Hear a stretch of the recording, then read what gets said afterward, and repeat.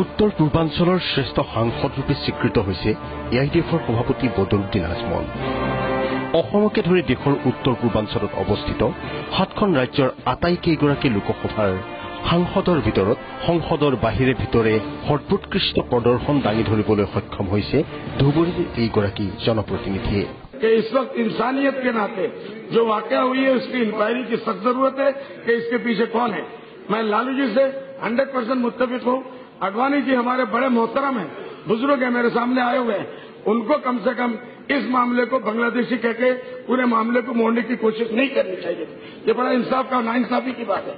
वहाँ जो लोग आए हुए हैं बंगाली बोलने वाले, अनडिवाइडेड इंडिया के बंगाल के लोगों को असम में लाया गया, बिहार के लोगों को लाया गया, दूसरे लोगों को लाया गया, मुख्तलिफ कामों के लिए लाया गया।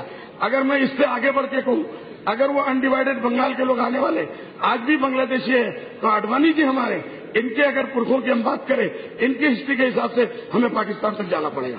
যোৱা 3 নৱেম্বৰৰ দিনা কেন্দ্ৰীয় পৰিসংখ্যা আৰু কাৰ্যসূচী ৰূপায়ণ মন্ত্ৰালয়ে প্ৰকাশ কৰা পৰিসংখ্যাত আজমলৰ এই সাফল্যৰ তথ্য পোহৰলৈ আহিছে।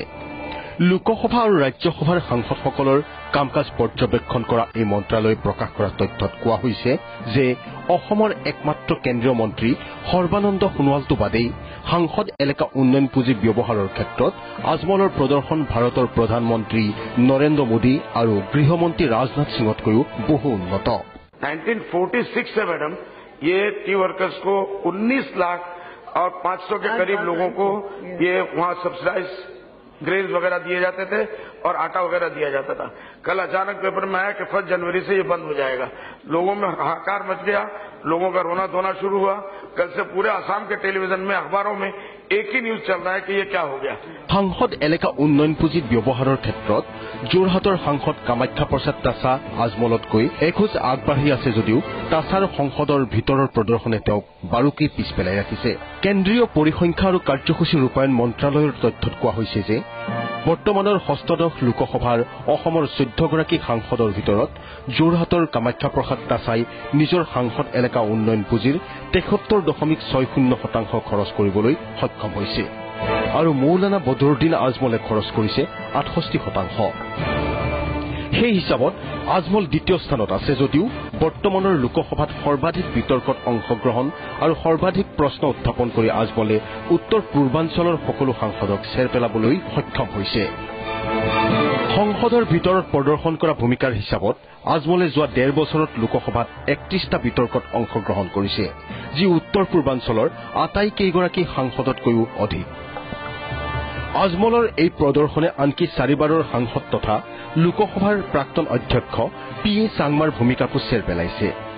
চাংমাই নিজৰ 4টা কাৰ্যকালত সাংসদ হিচাপে লোকসভাৰ মজিয়াত অংশগ্ৰহণ কৰিছে সৰ্বমুঠ 47টা বিতৰ্কত, কিন্তু আজমলে কেৱল চলিত লোকসভাতে 31টা বিতৰ্কত অংশগ্ৰহণ কৰিছে।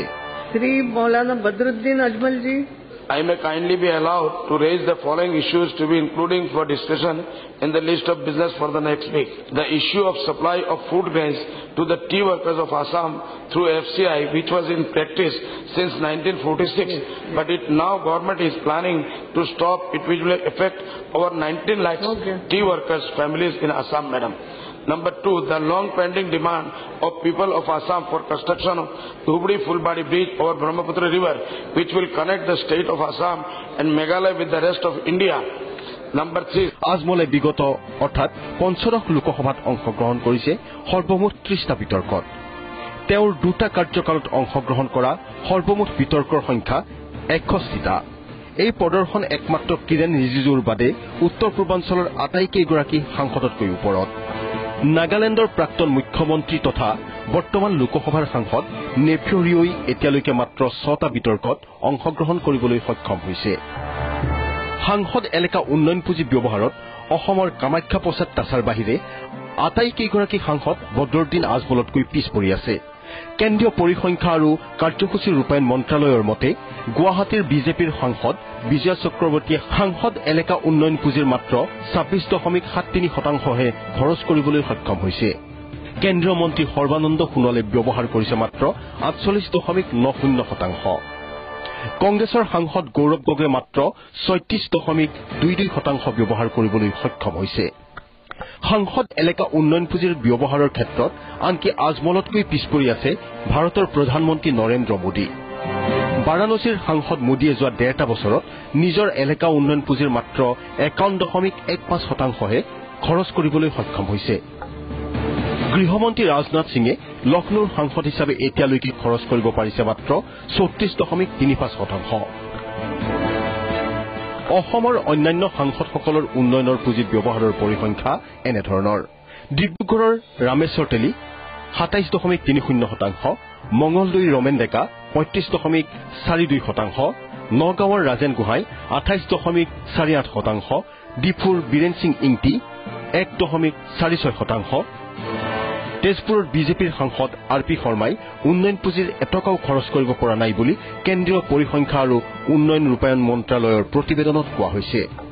আনহাতে সাংসদ এলেকা উন্নয়ন পুঁজি খৰচৰ হিচাপত নাগালেণ্ডৰ প্ৰাক্তন মুখ্যমন্ত্ৰী তথা বৰ্তমানৰ নাগালেণ্ডৰ সাংসদ নেফিঅ' ৰিঅ'ই 88% আৰু আওতাৰ মণিপুৰৰ সাংসদ থাংছো বাইটে 82.72% ব্যৱহাৰেৰে উত্তৰ পূৰ্বাঞ্চলত শীৰ্ষস্থান দখল কৰিছে। কিন্তু সংসদৰ ভিতৰত তেওঁলোকৰ প্ৰদৰ্শন একেবাৰে পুতৌ লগা অৱস্থাৰ।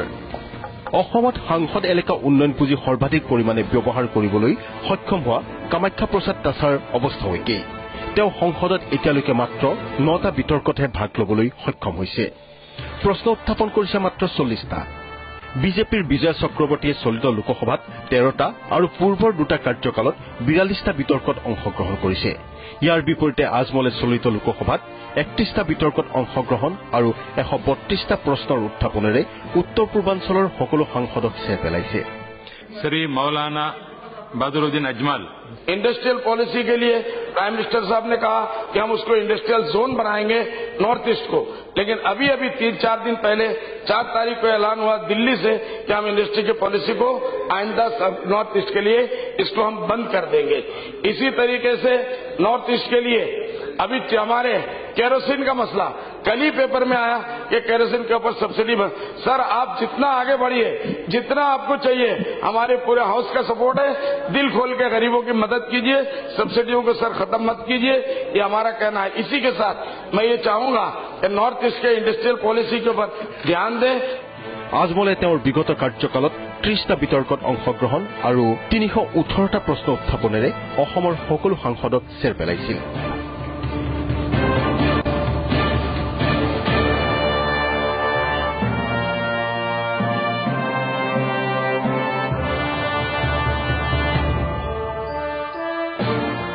আজমলৰ প্ৰথমটো কাৰ্যকালৰ 5 বছৰ আৰু দ্বিতীয় কাৰ্যকালৰ বৰ্তমানলৈ 1.5 বছৰত সৰ্বমুঠ 61টা বিতৰ্ক আৰু সৰ্বমুঠ 450টা প্ৰশ্ন উত্থাপনৰ এই সৰ্বোৎকৃষ্ট অভিলেখ উত্তৰ পূৰ্বাঞ্চলৰ আন কোনো সাংসদেই স্পৰ্শ কৰিব পৰা নাই।